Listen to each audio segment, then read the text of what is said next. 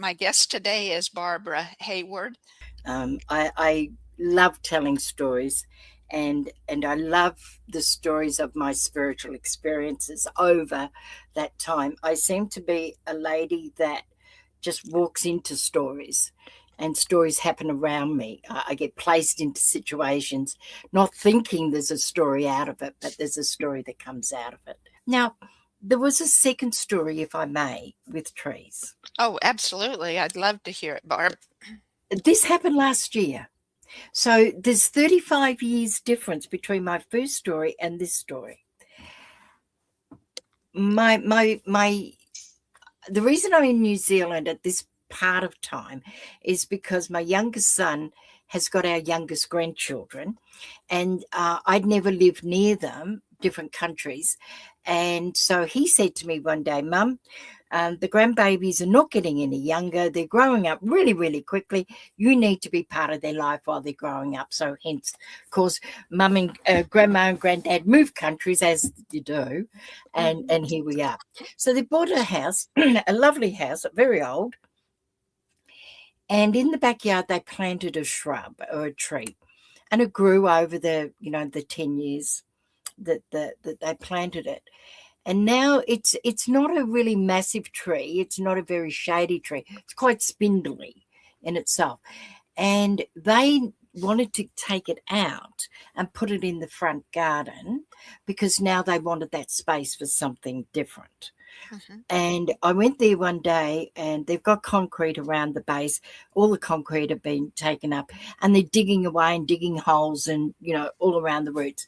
And I said to my daughter-in-law, I don't mention any of their names through their Right. request. Absolutely. I spoke to my daughter-in-law and I said, what are you up to? What are you doing? She said, well, we need to move that tree. We want to put it out the front because we want to do ABC with it.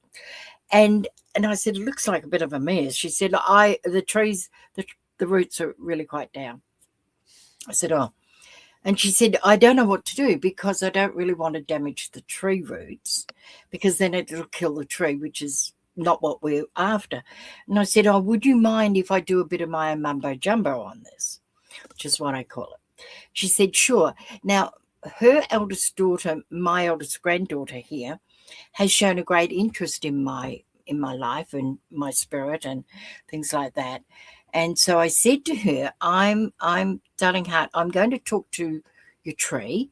And normally I do it through thought, silent thought. But would you like to join me today? And I'll speak out loud so that you understand what Grandma's doing and the process and how it unfolds.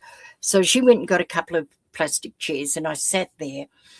And one of the things that they do with this tree is they've got nails in the tree, which is fine, and they cut up oranges into slices and they put them there for the birds. So up high so the cats don't get them and the birds have got their oranges. And it's given the kids a little bit of shade, not much. So I sat down and I spoke to the tree, and I gave it great thanks for all that it's done for the family. And I mentioned the orange for the birds and things like that.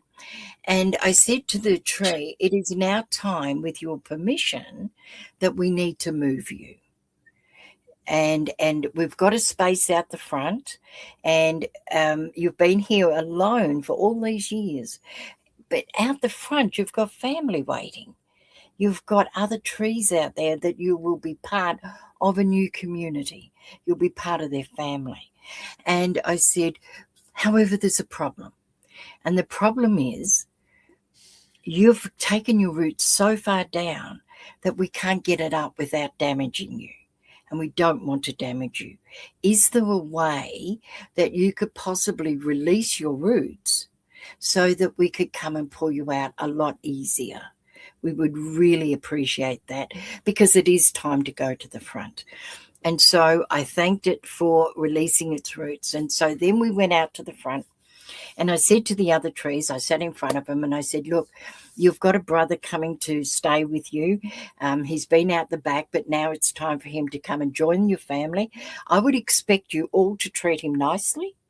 He's done well at the back, but he needs company. And as older people out here, I would expect you to take care of him. He's only about 10 years old. And so I would appreciate if you welcomed him and made him part of the family of which he should be. And I give thanks for that. I was stern with him, forceful, if you like.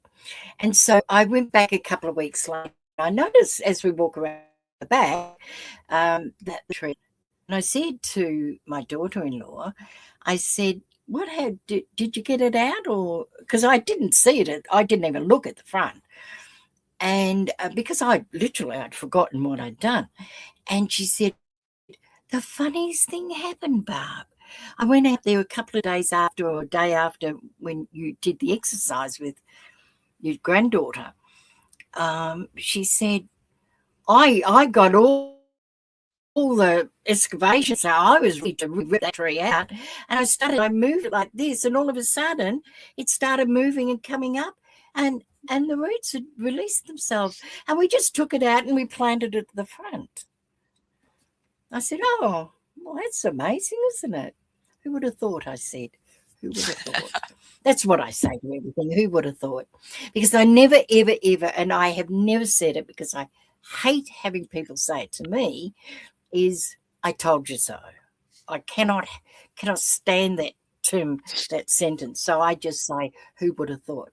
So with that, I said to my granddaughter, grab the chairs, darling heart, and we'll go out and say thank you to the other trees. And we'll have a talk to the tree and see how it's coping, how it's going. And so we did that, and I said it out loud, and I said, how are you feeling? And thank you so much for releasing your roots. It was so wonderful for the family to be able to move you. And are the other trees treating you well? I hope they are.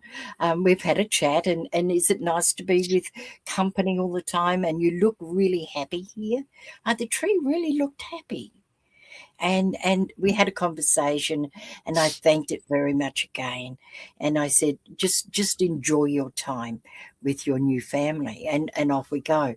So as ridiculous as it sounds, and as silly as it sounds, it actually is all that we should be doing.